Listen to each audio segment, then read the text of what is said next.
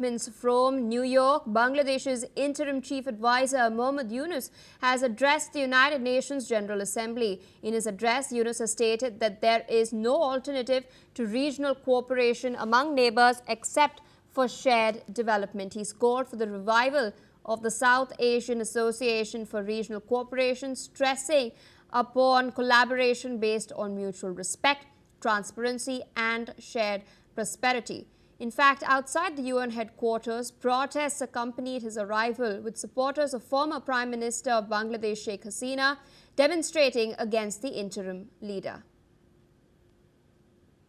I'm being joined by our correspondent Thomas Portes, who is currently in New York City tracking all of these developments. He's in fact spoken to the chairperson for the Center for Non-Resident Bangladeshis, MS Shekil Chaudhry. Let's in fact take a look at this conversation.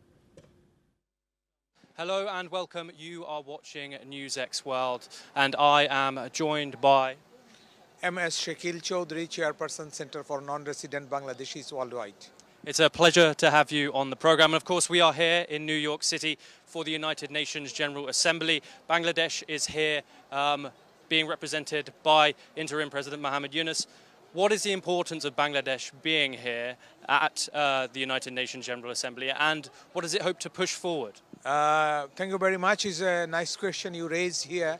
We, Bangladesh, after 2024, came in a new shape, and our young generations has given a new hope to change the equal relations between the countries, and the people in the country should be equally treated.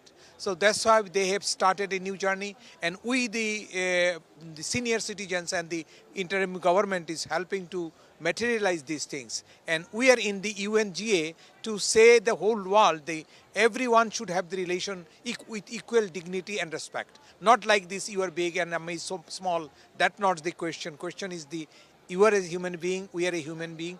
You are a nation, we are a nation. You are an independent country, we are an independent country. So all should have respect for each other. And that's why we can develop our countries and prosperities. And that will also secure the security of the countries between, and particularly with the neighbors.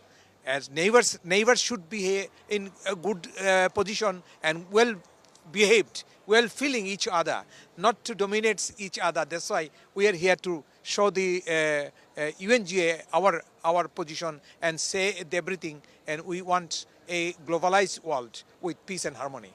Of course, and how do you see the future of India-Bangladesh relations? Of course, we have seen Indian Prime Minister Narendra Modi and Interim Prime Minister Mohammad Yunus meet, shake hands. But how do you see, of course, the tensions still lie there? However, how do you see things moving forward, upwards and onwards? Because until and unless you respect each other, I'm not mentioning the India is doing wrong with us or Bangladesh is doing wrong. For the diplomatic purposes, we should have the equal relation and respect, what I said. The Dr. Yunus, the interim government chief, is the caretaker advisor.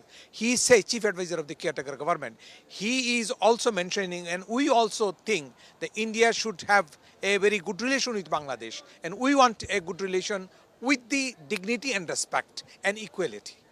That's the bottom line. Of course, and Bangladesh has elections coming up.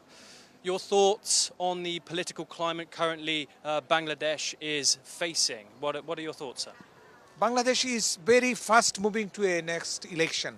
Is in February, early February of the next year. It is declared by the interim government. We hope that will be a very participatory election. Participatory means the voters will be enthusiastic to go to the voting centers and cast their favorite candidates there. All the legal, official, entity-owned political parties will join there. Who have the legal right to participate in the election. We respect this. And all candidates should have the equal right to have their own choices with the voters. And of course, Rohingya refugees, a huge topic to cover. What are your thoughts on the current situation? Of course, Bangladesh is now housing over 1 million Rohingya, 1.5 million Rohingya refugees. your current views on that situation and how that could move forward? We believe in our present government as well as the people of the Bangladesh. We want that is amicable and this peaceful solution should be there.